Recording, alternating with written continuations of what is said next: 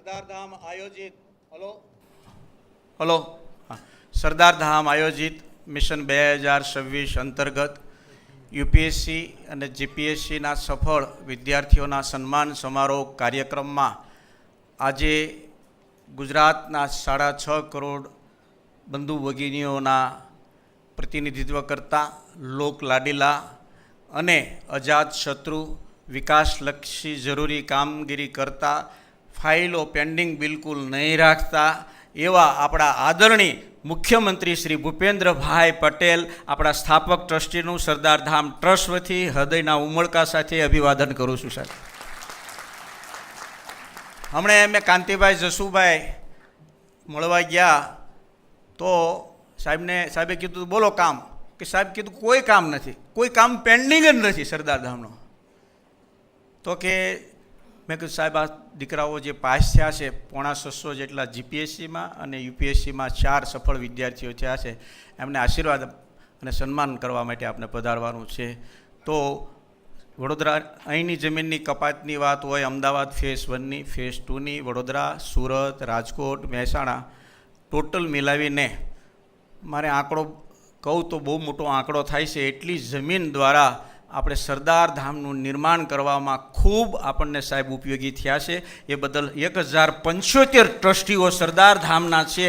આજે હાથ બીજા બન્યા એટલે 1082 ટ્રસ્ટીઓ દ્વારા આપ સૌનું હૃદયથી અભિવાદન સાથે આભાર માનું છું સાહેબ. આપ સમય કાઢીને આપ અમારી વચ્ચે પધાર્યા. સરદાર ધામ, સરકાર અને સરદાર ધામ એક સિક્કાની બે બાજુ, સરકાર અને સંસ્થા એક સિક્કાની બે બાજુ જ હોય છે.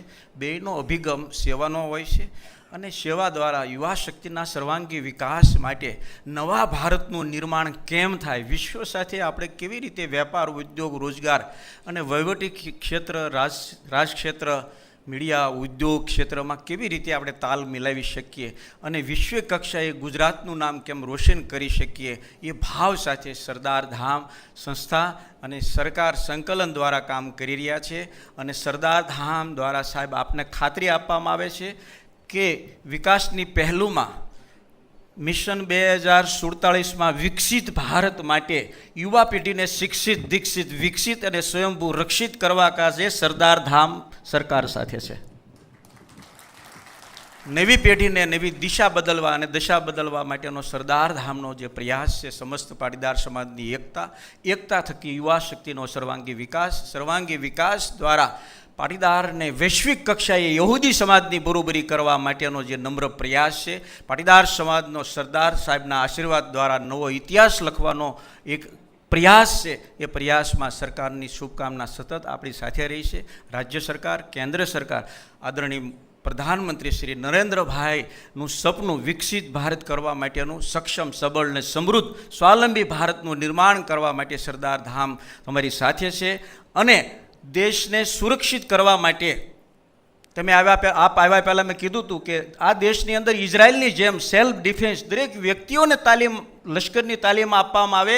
8 કલાક હુવાના, 8 કલાક ધંધાના, 8 કલાક વૈદ્યામાં નાહી ધોઈને તૈયાર થઈને કસરત કરે, યોગા કરે, એમાં ડિફેન્સનું પણ ટ્રેનિંગ આપવામાં આવે સાહેબ. તો બહારના પરિબળો અને દેશની અંદરના જે અમુક પરિબળો છે એની સામે જરૂર પડે કેવી રીતે આ ભારતને રક્ષિત કરી શકાય, એ માટે સરદાર ધામ આપની સાથે છે. ખૂબ ખૂબ આભાર સાહેબ, સમય કાઢીને પધાર્યા બદલ થેન્ક યુ. અને જે નિર્ણય કરવાના હોય દુશ્મનના ઘરમાં કરીને એના દેશમાં ઘૂસીને જે ઠોકવાના હોય એમાં અમે તમારે હાર્યા છે. કારણ કે હવે છે ને અહિંસા પરમો ધર્મ વંદન, હવે વીરતા પરમ ધર્મ અને રાષ્ટ્ર પરમ ધર્મ છે. Thank you. જય સરદાર. આભાર.